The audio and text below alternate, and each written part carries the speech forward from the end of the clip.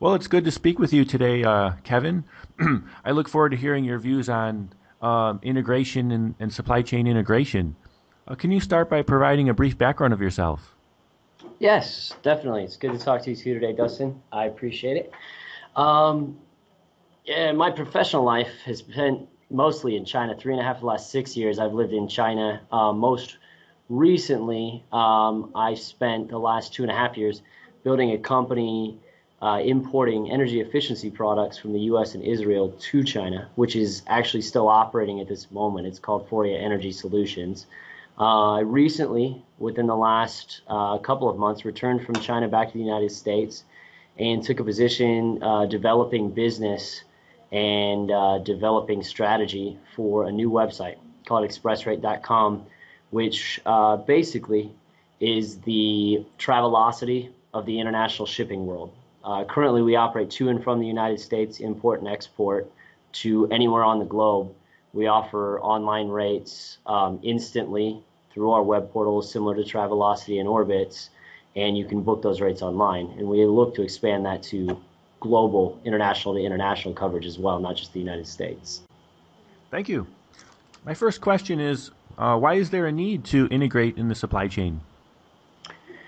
I think currently, with supply chain and logistics in particular, it's a very old school type of mentality right now. You have, your manufacturer who may work with shipping agents wherever they're at in the world within their own countries, overseas, that then transfer that freight from their domestic to an international freight forwarder, who then may move it to another country, who then transfers it again to another domestic carrier in that country, and then moves it again to the warehousing for whatever company requires the product, whoever the buyer might be that might have purchased from the supplier. Currently, that process is very bogged down. And obviously, as I described it, there's a lot of middlemen in the process, and there's a lot of time added and cost added when you add all of those different pieces into the process. Where integrating that supply chain and allowing, one forwarder to be able to directly work with a factory or directly work with a domestic carrier so that it's all integrated into one system greatly reduces lead times. It cuts costs significantly in terms of, just not only communication and transferring freight, but also general administrative costs between transferring bills of lading, transferring purchase orders, that sort of thing. And today, that's all done through emails, phone calls, personal interaction in doing that. Whereas, in the technology world that we're in today and the information age that we have, I think that's a market where it's very underserved by technology, and it's very underserved by technological advances in terms of cloud-based computing, in terms of networking, in terms of management systems, and web portals to be able to transfer that information quickly, to be able to integrate all those processes so that they're processed faster rather than just done manually, and to be able to greatly, as I said, reduce those costs and those lead times to get product from the manufacturer through the supply chain to the customer or to the buyer. And And I, who can oh, I'm sorry. benefit from integration? I think I think throughout the entire supply chain, everyone benefits from integration. Obviously, the manufacturer will be able to more quickly move their products that they're manufacturing out to those that are buying the products, and then for those that are buying the products from the manufacturer, greatly decrease their costs and again lead times, so they can quickly fulfill orders to whether it's retailers that are purchasing their products, whether it's businesses that are purchasing their products, and quickly reduce those lead times to their customers, and then also cut their costs both administratively and in terms of product costs, which then can add margin for them, or they can pass those costs on to their purchasers.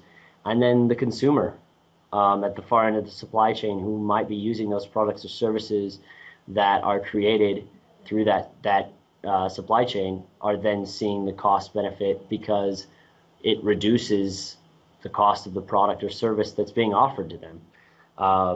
So all along the supply chain, you're going to see cost advantages through technologically integrating and increasing the efficiency of that supply chain. And how can technology be used for supply chain integration? It spans end to end. Again, throughout the supply chain, enterprise management systems are becoming very important in terms of product manufacturing, and in terms of supplier to buyer relationships, so that we can, manage exactly what is being created, the materials that are using it to create the product, and then getting it out so that it can be shipped. And then from the shipping side and the logistics angle, which we're involved in, there's various technological advances now that are, again, as I said, underserving the market at this point. They're not being utilized to fully integrate that supply chain. Whereas you have quote management systems for anywhere from large freight forwarders and shipping carriers, all the way down to domestic trucking companies, intermodals, and rail lines, where they may only do a certain amount of shipments, or they may only do a very small amount, but in a certain region of a certain country. There's management systems that will manage all of their quotes and their rates, where they can pull those instantly and greatly decrease their times in terms of getting those shipments booked and put on the ocean or put on a truck or a rail to be moved to where they need to go. And then on the other side, for smaller and medium-sized companies where globalization is becoming increasingly important, so that they can stay competitive in the marketplace with larger corporations that have more money to spend on logistics and supply chain. Technology can be utilized for them with web-based portals that are becoming available, with, again, management systems that are scalable to be able to use for their application, so that they can quickly and easily manage their logistics processes and their supply chain processes from the manufacturer all the way through to, again, the buyer or the consumer. Whereas right now, that especially in the freight and logistics world, and moving those products is very, very difficult for some of those smaller and medium-sized companies that don't have the money or the time or the resource to be able to fully understand their entire supply chain process. Whereas technology and information sharing, cloud-based computing, integrated, as I said, management systems for not only enterprise management for supply, but also for logistics, can greatly increase their competitiveness in the market against much larger companies that can spend the time and resource to do it all internally in-house. And where have you seen some results? There's several different results across the United States, especially right now. The domestic market is becoming increasingly more adaptable with the technology market. There's several different companies popping up every day that are providing quote management systems for domestic LTL and less than truckload, full truckload, and intermodal transportation, and it's actually becoming a very saturated market at this point because there is such a big market to be served. There's several different companies across the nation that are starting to serve their respective regions and markets in that regard. In terms of web-based portals, currently you look at Alibaba in China, or you look at Panjiva, which is a domestic U.S.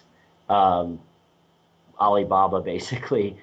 Those companies allowing suppliers to reach straight to buyers, straight to smaller companies, manufacturers to reach straight to those the market that they serve through those web-based portals where they can post their MOQs and they can post their volume pricing online and immediately connect with those purchasers has been massively successful. I mean, Alibaba has grown significantly over the past 10 years that they've been in business to become one of the largest companies in China, privately held companies in China.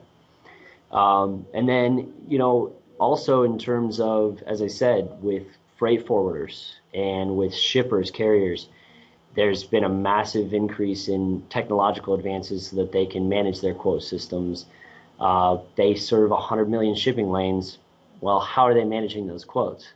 Well, Excel sheets are kind of a thing of the past, obviously, as those are very time consuming to be able to sort through those quotes and those shipping lanes and those rates. Well, quote management systems, cloud-based computing has allowed them to instantly pull those quotes from end to end and serve their customers and serve the supply chain that way. So there's numerous examples out there that are starting to serve this market. But at this point, the success is there, but I think the share of the market is still very small for the technology companies. They're still underserving the market in a large way. As people similar to Panjiva and Alibaba start to integrate with some of these other technological advances to be able to fully, as I said, realize and visualize the entire supply chain from the supplier to the shipper to the domestic back in the country that's where the purchaser is, and then all the way through to the buyer, the consumer. It's really exciting. It's an exciting time to be a part of all that in supply chain management. Thanks, Kevin, for sharing your views on supply chain integration. I appreciate it, Dustin. Thank you very much. Thank you. So